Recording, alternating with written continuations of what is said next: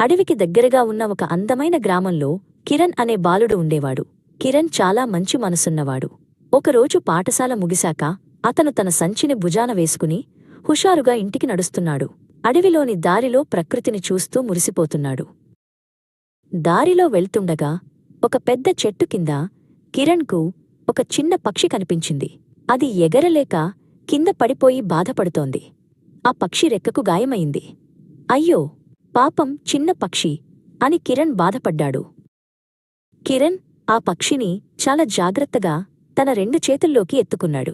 భయపడకు చిట్టి పక్షి, నేను నిన్ను కాపాడుతాను అని ప్రేమగా నిమిరాడు. ఆ పక్షి కూడా కిరణ్ను చూసి మెల్లగా కిచకిచలాడింది. కిరణ్ పక్షిని తన ఇంటికి తీసుకెళ్లాడు. దానికి చిట్టి అని పేరు పెట్టాడు. చిట్టి గాయానికి మందురాసి ఒక చిన్న పుల్ల సాయంతో రెక్కకు కట్టుకట్టాడు. కిరణ్ దాన్ని తన కళ్లలో పెట్టుకుని చూసుకున్నాడు. కొన్ని రోజులపాటు కిరణ్ ఆ పక్షికి గింజలు, మంచినీళ్లు ఇచ్చాడు. చిట్టి మెల్లగా కోలుకుంది.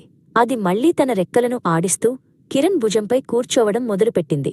వారిద్దరూ మంచి స్నేహితులయ్యారు.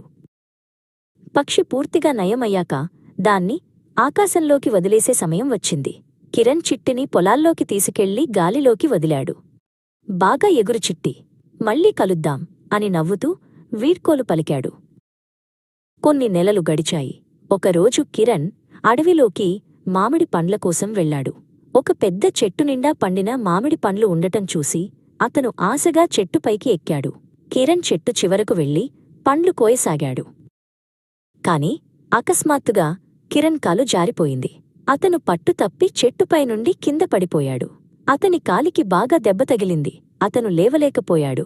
అదే సమయంలో ఆకాశంలో ఎగురుతున్న చిట్టి పక్షి కిరణ్ను చూసింది. కిరణ్ను కాపాడాలని చిట్టి వెంటనే గ్రామం వైపు ఎగిరింది. ఊరి మధ్యలోకి వెళ్లి పెద్దగా అరుస్తూ అందరి దృష్టిని ఆకర్షించింది. ప్రజలందరూ ఆశ్చర్యపోయి ఆ పక్షి ఏదో చెప్పాలని చూస్తోందని గ్రహించి దాని వెనుక అడవికి పరిగెత్తారు. పక్షి చూపిన దారిలో గ్రామస్థులు అడవికి చేరుకున్నారు. అక్కడ గాయంతో పడి ఉన్న కిరణ్ను చూసి వెంటనే కాపాడారు.